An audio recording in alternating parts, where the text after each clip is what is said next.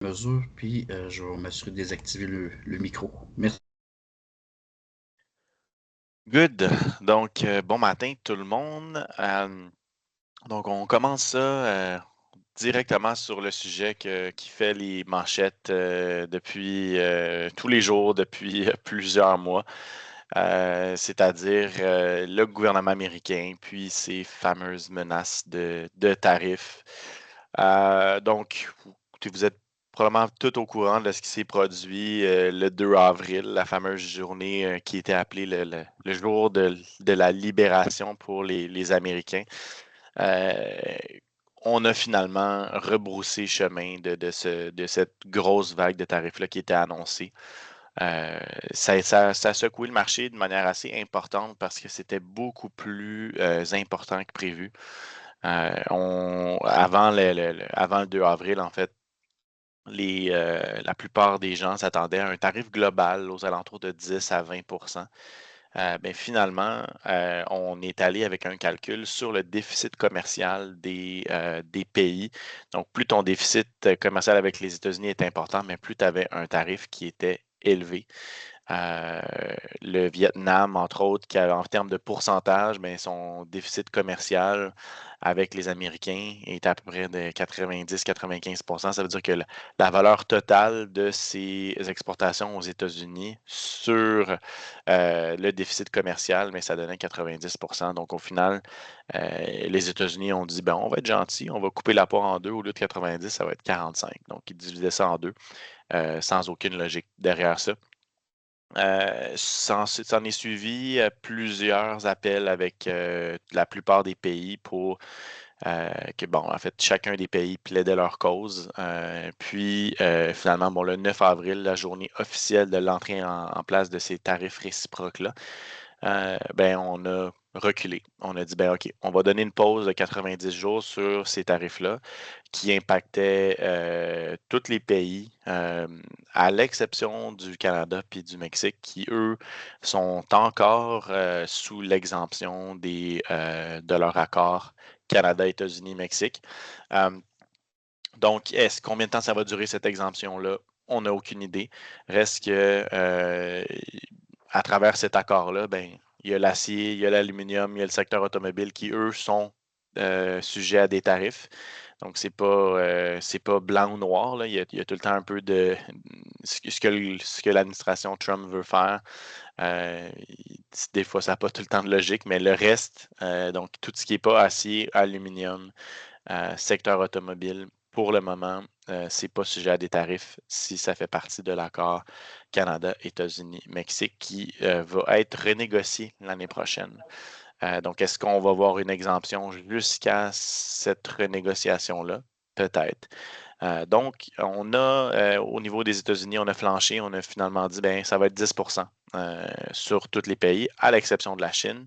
La Chine qui, elle, a 145 de tarifs. Donc, ça a commencé avec un 34 après ça, il y a eu une escalade, il y a eu un 50 puis un autre 50 Donc, au final, on se retrouve aujourd'hui à 145 ça fait déjà plus de sens. Donc, à ce niveau-là, on vient complètement d'enlever là, tout motif d'importation sur les produits chinois. Euh, la Chine, elle, a répliqué à 125 Donc, il y avait un 20 de différence. Pourquoi? Ben, parce qu'à la base, il y avait déjà 20 qui étaient chargés par les États-Unis. Donc, la Chine a mis un 125 pour tout ce qui était supplémentaire. Mais comme le gouvernement chinois a clairement dit, ben, si le 145 des États-Unis change, euh, on ne le bougera plus. Là, ça va rester à 125 un pourcentage de tarif qui fait déjà pas de sens. Donc, au final, on s'attendait à une guerre commerciale avec plusieurs pays, en fait, plus d'une soixantaine de pays, ben là, finalement, pour le moment, c'est une guerre Chine contre États-Unis. Entre-temps, ben, la Chine a mis un 25 de tarif sur le porc canadien, a mis des tarifs en place de 100 sur l'huile de canola, sur le tourteau de canola. Pour l'instant, la graine de canola est exemptée, mais ça pourrait venir. Donc, ça, c'était des tarifs en réplique à le secteur automobile, donc le Canada qui avait mis des tarifs sur les véhicules chinois électriques Donc, ça, c'est la réponse chinoise qui nous affecte directement. Donc, l'incidence un peu sur le marché du porc, ben, c'est sûr que on était extrêmement inquiet le 2 avril d'avoir un ton dur avec le Mexique. Le Mexique qui compose 45% des exportations de porc américaines. Ensuite de ça, Japon. Le Japon, le 2 avril, c'était des tarifs de 25% qui étaient annoncés. Finalement, c'était un 10%. Donc, c'est sûr que 10%, ça a quand même un impact sur la valeur pour dire, ben, est-ce que j'achète-tu mon porc au Canada, finalement, qui n'a pas de tarif de 10%? Ça pourrait avoir une incidence assez importante. Corée, même chose. On avait un 24-25% de tarif qui est rendu à 10%. La Chine qui a des tarifs en place de 145%. Donc, 11% du marché qui est complètement parti le reste de la tarte qui est sujet à des tarifs de minimum 10%, à l'exception du Canada. Canada qui est 7%. Le Canada qui a quand même du commerce avec les États-Unis, où on exporte aux États-Unis, mais on importe aussi. Donc, c'est vraiment pourquoi c'est tant important, les secteurs, les tarifs, puis tout ce qui se passe dans les manchettes pour le porc, ben c'est le fait que 25-30% de la demande américaine, c'est relié aux exportations. Donc, quelconque faiblesse au niveau de l'exportation fait baisser les prix. Donc, pour le prix du porc au Québec, qui est basé sur la découpe américaine, ben, on ressent les effets directement. Reste qu'on sentait déjà une faiblesse au niveau des exportations, donc en date de la semaine passée. Donc, le début d'année, janvier à avril, les exportations sont en baisse de 8%. La Chine qui achète moins, mais pas mal tous les pays, mis à part le Mexique. Donc, le Mexique, lui, continue de faire ses achats, continue d'augmenter, en fait, sa proportion en termes d'exportation cette année versus les autres années. Donc, on voit vraiment l'importance du Mexique, puis sur le fait que, ben, au niveau du volet de l'agriculture, le Mexique achète beaucoup de maïs, on achète de la fève soya, on achète beaucoup de porc, donc il y avait un risque assez important que si jamais on mettait on enlevait l'exemption sur l'ancien ALENA, l'accord Canada, États-Unis, Mexique, ben, on était sujet à des contre-tarifs, puis le porc aurait pu être une cible importante pour le Mexique. Donc, c'est sûr que ça affecte un peu les valeurs de découpe qui ultimement affectent le vivant. On voit quand même malgré que ces tarifs-là sont nouveaux, on voyait déjà une faiblesse un peu au niveau du prix du vivant où on arrête d'augmenter. Donc, on voit vraiment qu'on a été coincé aux alentours de 90 sous la livre. On se retrouve à 87 en ce moment. Puis les indications des contrats à terme, pour le moment, ben, on dit pour l'été, on va aller à 93 sous seulement. Donc, avoir un parcours assez similaire à l'année passée, où le sommet avait été pas mal atteint à 91, 91, 92 sous au niveau du vivant. Donc, on s'enligne pour suivre exactement le chemin de 2024. Ça a le temps de changer énormément, mais reste que là, on est dans un environnement où soudainement, il y a beaucoup d'inquiétudes sur la demande avec la Chine, euh, avec les autres pays aussi qui sont sujets à des tarifs de 10%. C'est un délai, une pause de tarifs de seulement 90 jours. Donc, on va retrouver ce discours-là début de l'été, à peu près fin juin, début juillet.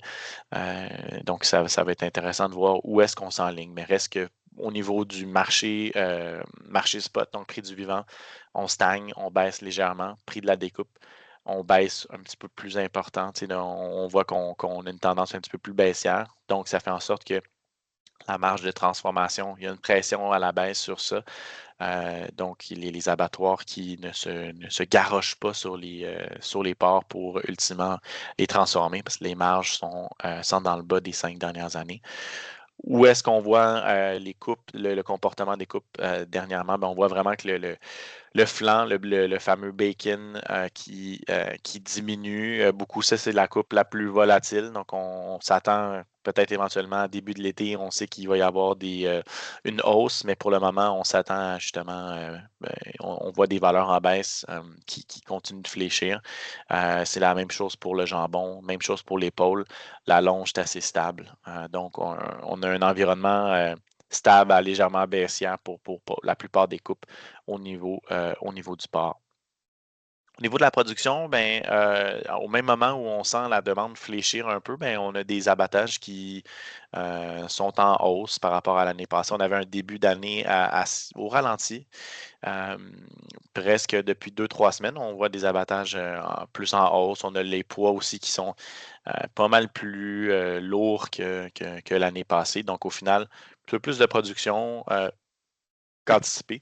Euh, Reste que le WASD, donc l'agence américaine qui met à jour son bilan offre-demande pour les grandes cultures, mais aussi pour les viandes, euh, la semaine passée a baissé la production parce on avait un peu surestimé en début d'année. Là, on se retrouve à s'attendre à 1% de hausse de production cette année versus l'an dernier. On est à 2,3% d'attente selon le chiffre du mois dernier. On réduit ça basé sur le Hogs and Pigs, qui est le rapport qui a été publié en mars, qui nous démontrait en fait qu'il y avait moins de porc que prévu. Euh, Reste que là, c'est un peu contradictoire parce qu'on a vu les prix baisser beaucoup dans les derniers jours, dernières semaines. Donc, c'est un contradictoire dans le sens où il y a moins de porc que prévu, on devrait s'attendre à une hausse, mais là, c'est vraiment l'ampleur au niveau des tarifs, liquidation des positions des spéculateurs, marché boursier en baisse qui font en sorte que l'environnement est très baissier pour la plupart des commodités. Reste que, fondamentalement parlant, puis là, on regarde le Hogs and Pigs, si c'était la vérité infuse, là, on le sait qu'il y a eu beaucoup d'écarts en termes de variation de ce rapport-là versus la réalité. Mais selon les chiffres qui ont été publiés en mars, ben, moins 0,2% de moins sur l'inventaire quand on compte toutes les parts, puis on est dans le négatif pratiquement sur toutes les catégories de parts, à l'exception des plus de 180 livres qui ont déjà probablement tout été abattus déjà parce que ce rapport-là, c'est en début mars, il est publié fin mars, donc le temps qu'on reçoit le rapport, mais il y en a plusieurs qui sont déjà abattus, donc l'impact se fait déjà ressentir, puis ça peut expliquer pourquoi ben, on a des prix du vivant qui stagnent. Là où ça a été quand même une justification du USDA de réduire la production pour cette année, c'est les mises-bas, les intentions de mise-bas qui sont négatives. Donc, les producteurs s'attendent à avoir moins de porcelets pour pour les prochains mois, ce qui fait en sorte de réduire ultimement la production. Donc, ça, c'est le rapport Hogs and Pigs qui a été publié en mars, publié 4 fois par année. C'est un peu notre référence pour se remettre un peu sur l'inventaire américain. Mais comme j'ai mentionné, souvent ce rapport-là, depuis 2, 3 rapports, là, fait pas vraiment de sens avec ce qui se passe au niveau des valeurs de prix. Donc, c'est à prendre avec un grain de sel. Donc, j'ai parlé un peu des exportations qui achetaient, qui étaient sujets à des tarifs. Reste que cette année, bon, le USDA prévoit 3,6 de baisse par rapport à 2024. J'ai montré en début de présentation qu'on est en baisse de 8% déjà. Donc, le USDA qui, pour le moment, est pas trop négatif par rapport au rythme actuel, mais a déjà réduit de beaucoup par rapport à son anticipation du mois dernier. Donc, on était à 1,4% de hausse. On est maintenant en baisse de 3,6% pour l'estimation de 2025. Pour comment on justifie ça? Tarif sur la Chine, ralentissement observé par les exportations. On le voit vraiment dans le graphique des ventes américaines. Donc, c'est un graphique qui n'est pas si beau à regarder, mais on voit l'importance du Mexique, puis les pointes qu'on voit à peu près à toutes les 2, 3 semaines, on procède à un gros achat au niveau du Mexique. La Chine, même chose, mais c'est de moindre ampleur. Reste que ce 10-11%-là, avec ces tarifs-là, ben, ultimement, ça fait une pression à la baisse sur les ventes américaines de porc. Donc, c'est des tarifs qui sont tout nouveaux. En date où j'ai mis ces graphiques-là, c'était en date du 4 avril. Donc, ultimement, les tarifs ne sont pas reflétés dans ça. Donc, est-ce qu'on pourrait voir des cancellations qui pourraient affecter ces chiffres-là? Probablement. Est-ce qu'on pourrait voir une baisse aussi? Bien, ça, c'est ce qui est attendu par le marché. Au niveau des spéculateurs, donc je l'ai mentionné rapidement pendant le début de l'appel, mais une grosse partie du fait que les valeurs du porc sont en baisse, ben, c'est que les spéculateurs ont liquidé beaucoup de leurs contrats. Donc, on était à un record pour terminer l'année 2024, débuter 2025. Puis, on a eu une liquidation assez importante de ces contrats-là. Pourquoi? Ben, janvier, février, mars, ça a été des mois très difficiles au niveau d'anticipation des tarifs, beaucoup d'incertitudes.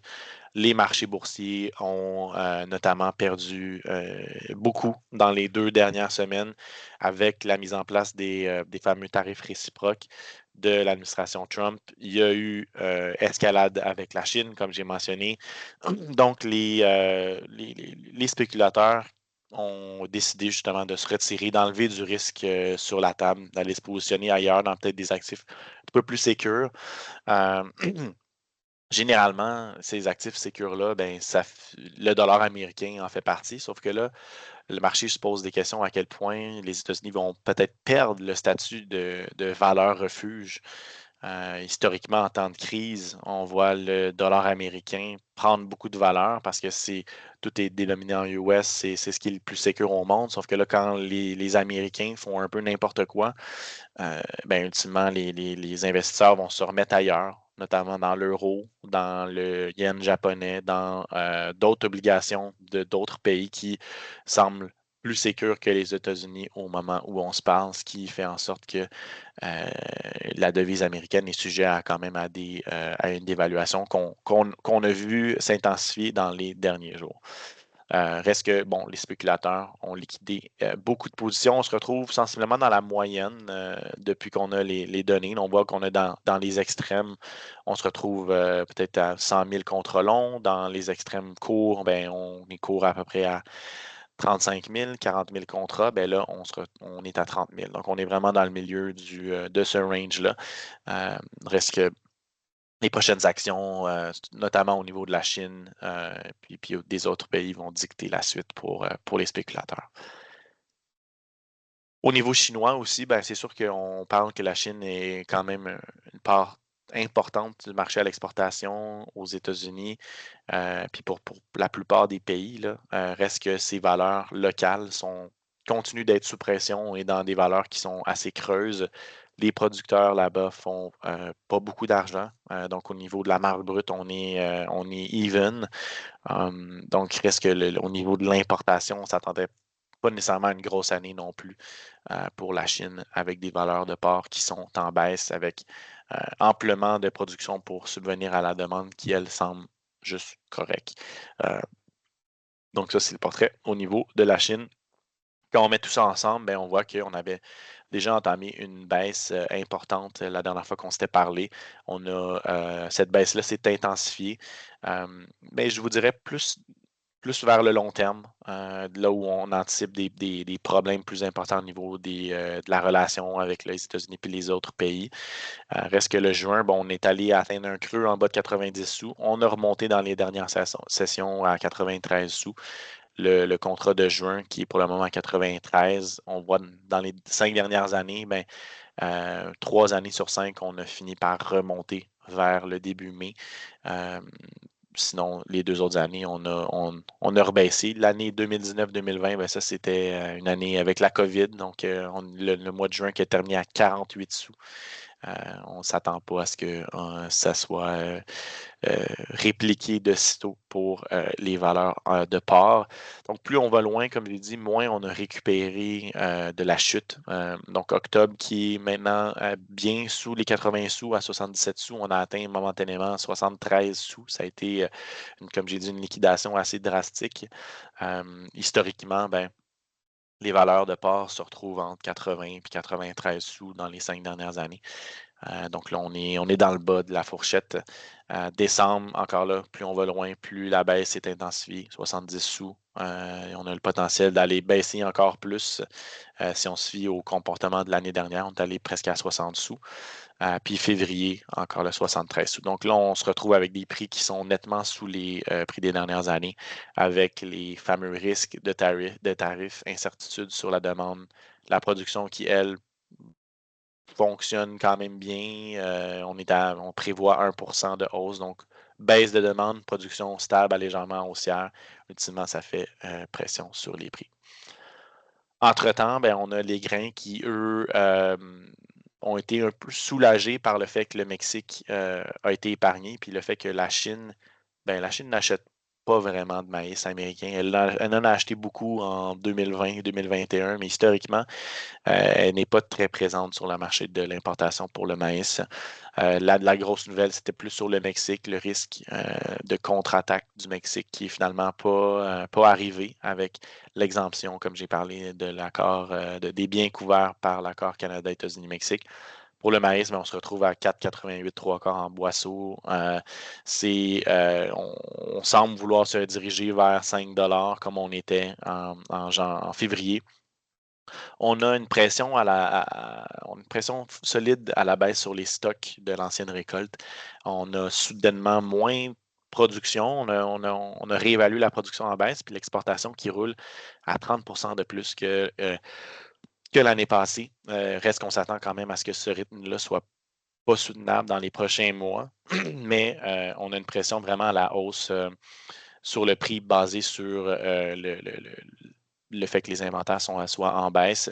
On a quand même, plus on va loin dans le temps pour le maïs, bien, plus on voit des prix en baisse. Pourquoi? Parce qu'on anticipe une très grosse récolte aux États-Unis. On anticipe des semis qui vont aller à 95 millions d'acres. Ça, c'était le résultat d'un rapport des intentions d'ensemencement qui a été publié le 31 mars dernier. Donc, c'est ce qui fait du sens avec le fameux ratio prix de fève soya sur le prix du maïs. On avait commencé à en parler dans nos derniers appels où ce ratio-là était très à l'avantage du maïs.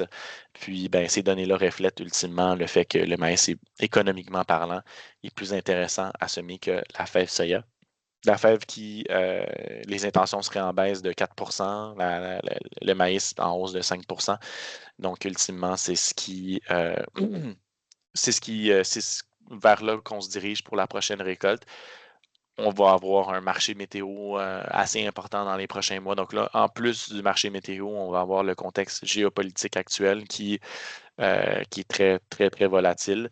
Reste que, comme j'ai mentionné, pour le maïs, ce qui est important, c'est d'avoir quelque chose de stable pour le Mexique, qui est 34 des exportations. Le reste, Japon, Corée, Colombie, un peu les mêmes pays que le porc. Mais là, on voit vraiment la Chine qui est à 0 donc elle n'a juste pas acheté cette année. Puis on prévoit qu'elle n'achètera pas vraiment des quantités matérielles d'ici la fin avec justement les tarifs qui sont mis en place.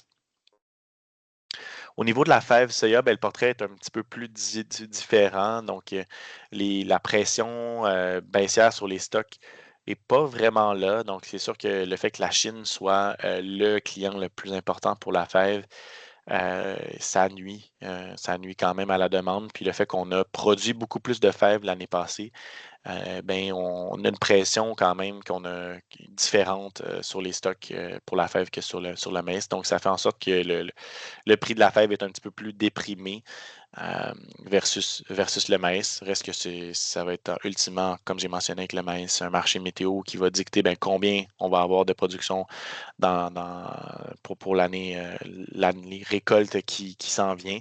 Reste avec des semis en baisse, des surfaces en baisse pour le soya, mais on s'attend quand même à une plus petite récolte qui ultimement vont faire pression à la baisse sur les stocks. Donc, on a deux réactions inverses. L'année passée, c'était le contraire. On avait semé moins de maïs par rapport à l'année passée que la fève, ce qui a permis à la fève de rebâtir ses stocks. Tandis que pour le maïs, on a utilisé beaucoup de ces stocks-là, puis il y a eu un boost de la demande. Ce qui fait mal aussi à la fève soya, puis ultimement au tourteau, c'est le fait que le Brésil a énormément de production. Donc, on a récolté une production record. On parle d'à peu près 69 millions de tonnes, 170 millions de tonnes, ce qui est une hausse de 16 millions de tonnes par rapport à l'année passée. On a l'Argentine aussi qui a produit à son plein potentiel aussi, qui est à une fève qui est en train d'être récoltée. Donc, on sent vraiment un marché mondial qui est très sain, beaucoup de production, tandis qu'au niveau de l'exportation, ben, il y a des demandes, il y a des incertitudes sur de la demande, comme on a discuté amplement pendant cet appel-là. Donc, ultimement, on s'attend, ça va vraiment dépendre de ce qui va se produire pour le marché météo, là, mais pour le moment, on a une pression à la hausse sur le maïs, pression à la baisse sur le complexe soya, sur le tourteau. Mais ça va être vraiment le marché, ça va être la météo qui va dicter la suite pour le marché des grains. Finalement, dollar canadien, j'en ai mentionné un peu avant au début d'appel, mais on voit les valeurs du dollar canadien en hausse, forte hausse. Donc, on était quand même assez déprimé. On se promenait entre 69 sous, 70 sous, puis là, au moment où on se parle, on est un petit peu plus élevé, là, 72 sous et 7, donc on est encore un petit peu plus haut. Mais on a le fait que justement le Canada a été épargné de la vague de tarifs, tout comme le Mexique, puis que l'exemption demeure, puis que là, le focus, c'est vraiment plus sur la Chine. Et puis là, on craint que le dollar américain ne soit plus vu comme une valeur refuge. Mais ultimement, euh, on voit le dollar canadien augmenter. On augmente moins que les autres devises. Donc, tu sais, on a l'euro qui augmente davantage, on a le yen japonais, on a tout le panier de devises qui paye du G10 notamment, qui augmente plus encore que le dollar canadien, mais reste que le dollar canadien qui est à un niveau qu'on n'a pas vu depuis novembre, avec justement le fait qu'on s'attend à peut-être plus de difficultés niveau américain si justement la guerre commerciale avec la Chine s'intensifie, puis qu'ultimement les autres pays continuent de commercer avec la Chine, ben l'impact pourrait être mitigé sur le Canada versus les États-Unis.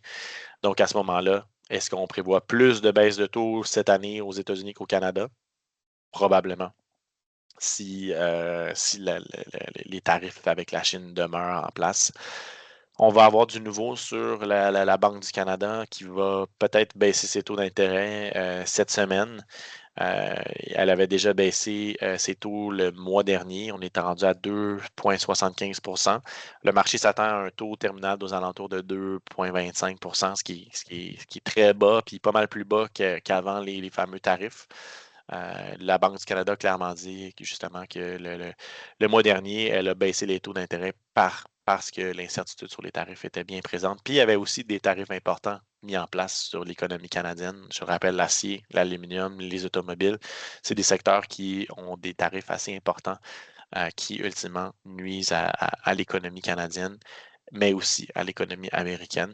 Reste que, comme j'ai dit, avec la suite du jour de libération, puis le fait que le focus est moins sur le Canada, ben, la devise canadienne en bénéficie, ce qui fait en sorte qu'on est à 72 sous pour le moment. Puis là, les banques commencent à entrevoir des prévisions probablement de peut-être 74 sous d'ici la fin du quatrième trimestre, si jamais on demeure dans ce même environnement-là. Mais c'est un gros si avec des nouvelles puis un environnement changeant à toutes les semaines. Donc, très peu de prévisibilité sur le dollar canadien puis sur tous les actifs tant qu'on est dans un risque géopolitique qui est important.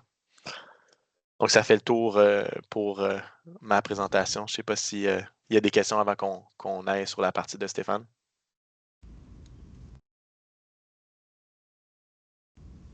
Oui, il y a François, Jean-Charles. Oui, concernant les tarifs chinois sur le porc canadien, est-ce qu'on sait si actuellement on réussit quand même à exporter compte tenu que les Américains quand même exportaient en Chine? Là, j'imagine qu'avec les tarifs, là, ça va être fermé complètement. Est-ce qu'on a encore la possibilité d'exporter? On est quand même compétitif pour exporter en Chine avec ces tarifs-là actuellement? De mon côté, de ce que j'entends, ça continue.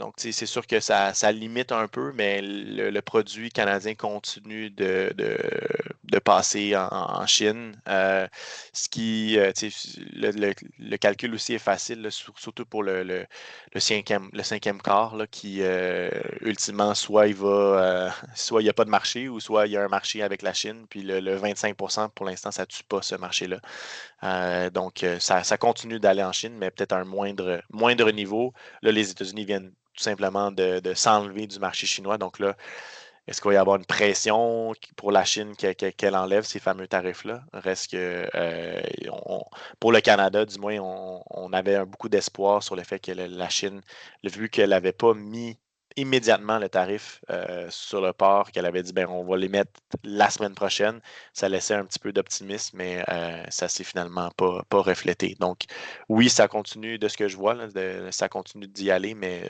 le volume est quand même plus en baisse, là. Question de Célestin. Oui, j'ai cru apprendre que le vendredi dernier, les États-Unis étaient revenus sur, en tout cas, l'imposition tarif pour les produits électroniques Oui. exportés aux États-Unis. Qu'est-ce que c'est là, si c'est vrai, qu'est-ce que cela peut avoir comme impact sur la guerre entre la Chine et les choses? Est-ce qu'on pense que ça peut faire bouger un peu les lignes? Ben, c'est ça, on commence peut-être à entrevoir quelques cracks. C'est sûr que les États-Unis ont extrêmement besoin de la Chine pour tout ce qui est minéraux critiques, minéraux rares qui ultimement servent à bâtir les téléphones, les automobiles et les semi-conducteurs, etc. Donc oui, c'est sûr que on commence peut-être à avoir un début de négociation, là. Donc c'est sûr que l'ampleur de ces tarifs-là, c'est 125%, 145%, c'est pour ultimement qu'on arrive à une entente. Est-ce que les États-Unis peuvent avoir une entente comme ils ont eu dans le premier mandat de Trump? Ultimement, c'est l'objectif. C'est l'objectif de Trump de venir réduire le déficit commercial, mais on semble apercevoir peut-être quelques petites craques ici et là. On a vu la craque justement sur le fait que les États-Unis ont enlevé les tarifs sur les gros des tarifs sur tous les pays. Ils l'ont mis à 10%. Là, c'est produits électroniques qui sont exemptés, mais on n'est pas trop sûr. Mais oui, mais non. Il y a beaucoup d'incertitudes, mais ultimement, oui, c'est un début de peut-être de négociation qui commence à se placer pour la Chine. Merci Jean-Charles. Je vais reprendre le lead de la présentation. Donc,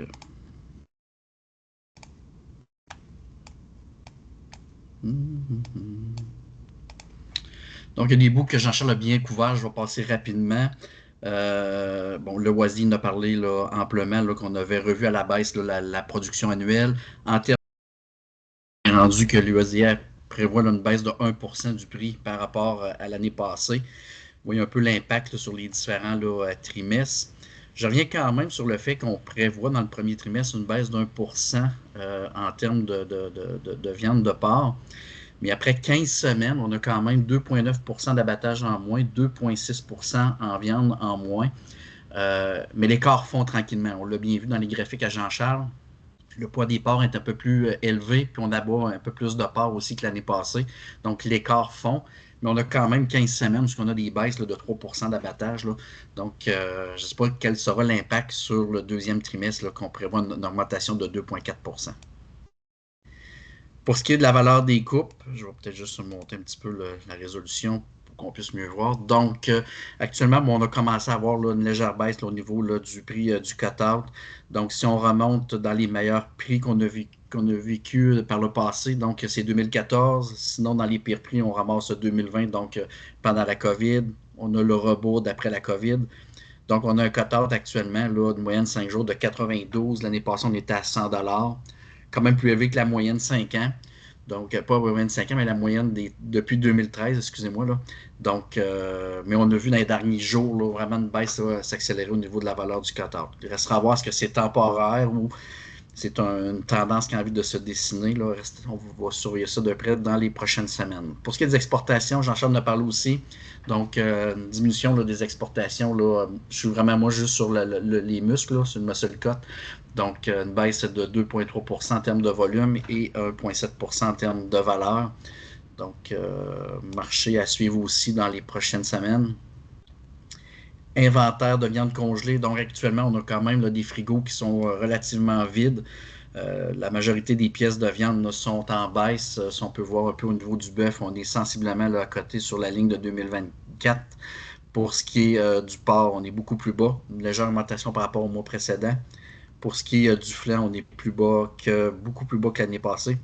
Et pour ce qui est du poulet, on suivait un petit peu là, la courbe de 2024. On l'a rejoint là, au cours du dernier mois. Donc, différents éléments. C'est certain que la production, en étant en baisse dans les premières semaines, c'est difficile de reconstituer des stocks. Et on l'a vu aussi avec les exportations qui est en baisse, qui est aussi un lien avec la baisse de la production. Puis, l'autre élément, c'est vraiment le coût de réfrigérer la viande. Donc, beaucoup plus important que ça coûtait dans les dernières années.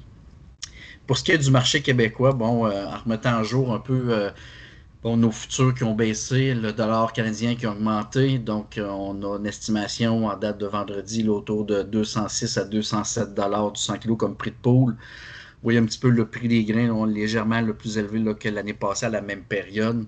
Puis, on voit vraiment l'incidence au niveau du dollar là, qui a monté là, dernièrement. Donc, ça a fait monter tous les futurs. Donc, quand on met à jour nos prévisions, qu'il y a un prix du porc qui baisse puis qu'il y a un taux de change qui augmente, là, les deux effets vont travailler dans le sens pour faire baisser nos prix futurs.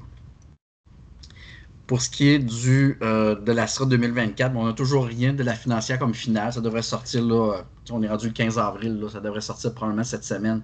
Pour ce qui est des données, donc les chèques devraient être postés d'ici le 30 avril pour les PME. Donc, on va voir les montants finaux. Pour ce qui est de l'Astra 2025, en mettant à jour un peu les prévisions, donc on a un revenu de marché à 234, un revenu stabilisé à 238, ce qui nous donne une compensation à recevoir de 4 $ du 100 kg. Donc, c'est la photo en date de vendredi passé. Donc, des compensations Astra autour de 264 du 100 kg. Pour ce qui est de la truie, on va être à 29,30 de cotisation estimée. Non, excusez-moi, on va recevoir autour de 30 $ par truie pour 2025 avec une cotisation autour de 50 $. Dans le porc à l'engrais, 264 du 100 kg avec une cotisation estimée à 4,40 $. Donc, la cotisation, on va la connaître plus au mois de juillet. Donc, c'est juste une prévision que j'essaie de faire de mon côté pour voir un peu comment que les marchés vont réagir. Pour ce qui est du PPMPA 2025, actuellement, on est toujours à 214. Historiquement, les premières semaines de l'année, le prix de poule, donc la ligne orange, elle est souvent beaucoup plus élevée que la ligne noire parce qu'on paye sur un prix moyen. Puis en début d'année, les prix sont beaucoup plus faibles que le prix moyen. Donc, c'est la photo qu'on avait prise le 22 décembre. Et actuellement, vous voyez, là, on est presque kiff-kiff. En fait, la moyenne, le pool doit à peu près 200 000. Les producteurs doivent à peu près 200 000 au pool. Et pour vous donner un peu une idée, de l'année passée, c'était 3 millions. Donc, le pool avait avancé 3 millions aux producteurs. Cette année, on a avancé 200 000. Donc, c'est pour ça que malgré qu'il y a une baisse anticipée un petit peu là, à court terme des futurs, on maintient le 214 là, parce qu'on n'est pas du tout dans les mêmes dynamiques qu'on pouvait vivre là, dans les dernières années où le PPMPA est beaucoup plus élevé en début d'année. Donc, ça, on maintient ça à 214. Pour ce qui est des SGRM, là, on a vécu la baisse. Là, donc, on est au mois passé, on avait 254 $ du 100 kg pour les 11 prochains mois. Là, actuellement, on est à 231 pour les 12 prochains mois. Donc, comme on disait, là, deux effets là-dedans, là, un taux de change qui était estimé à 72 sous pour les SGRM et des futurs là, qui avaient quand même là, baissé considérablement. Donc, ça nous donne un peu le portrait pour les SGRM. Pour ce qui est un petit peu du prix des grains, donc, pour les 6 prochains mois, on aurait du maïs autour de 300 $ la tonne, tourteau de soya autour de 525. Et j'avais parlé un petit peu d'un dossier spécial, là, le prix des œufs aux États-Unis. Donc, on a vécu une très, très hausse de prix aux États-Unis, donc avec une baisse qui était aussi drastique. Et la petite ligne en gris, là, c'est les futurs, là, ce qu'on estime qui pourrait être le prix là, de la douzaine d'œufs au cours des prochaines semaines. Donc, ça vous donne un peu là, l'amplitude qu'ont vécu les consommateurs américains là, sur le prix des œufs. Et il y avait quand même de quoi d'intéressant où ce qu'on mettait en perspective le prix au Canada en mettant un taux de change fixe. Hein. Ce qu'on voulait faire, c'est pas mesurer une variation de taux de change, mais une variation de prix. Et vous voyez là, qu'au Canada, les prix ont été beaucoup plus stables qu'aux États-Unis. Une partie qui est due aussi donc à la gestion de l'offre, où on s'assure que l'offre soit toujours arrimée à la demande, parce qu'aux États-Unis, il y a des fluctuations d'offres, fait que ça fait des fluctuations de prix. Et la grippe aviaire qui est venue frapper là, massivement aux États-Unis, si ça avait frappé massivement au Canada, il y aurait probablement eu des ajustements aussi à faire. Donc, puis Trump avait aussi là, martelé son message durant sa campagne qu'il allait faire baisser le prix des œufs. Mais les gens trouvent ça relativement encore très cher, le prix des œufs. Ils s'attendaient que ça baisse plus drastiquement que ça. Et ce que ça emmène aussi, c'est qu'il va y avoir donc une enquête pour collusion. Donc, le plus grand producteur d'œufs aux États-Unis, il a annoncé des hausses de bénéfices qui pouvaient atteindre là, tout près là, d'1 milliard de profits. Donc, si on lit rapidement le mémo, donc le plus grand producteur d'œufs des États-Unis a annoncé une hausse de ses bénéfices alors que le prix de la consommation atteint des sommets records en raison de la grippe aviaire, d'une prétendue fixation des prix qui fait l'objet d'une enquête du ministère de la Justice. Les bénéfices de Cal-Maine ont plus que triplé par rapport au même trimestre de l'année dernière. Ils sont près de 8 fois plus élevés qu'au début de la pandémie, donc en février 2022, donc selon les résultats financiers publiés mardi.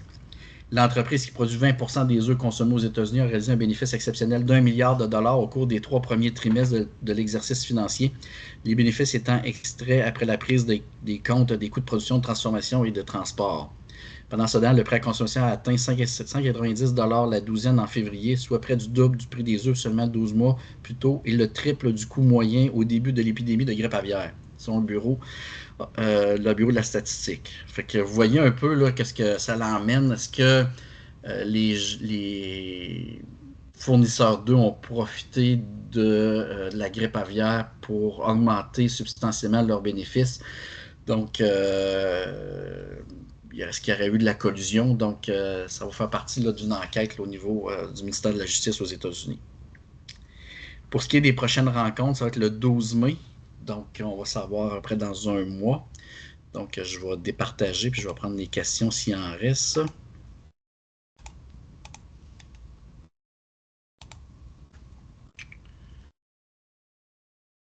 Donc, est-ce qu'on a des questions soit pour moi ou pour Jean-Charles? Sinon, je vais arrêter le partage, l'enregistrement.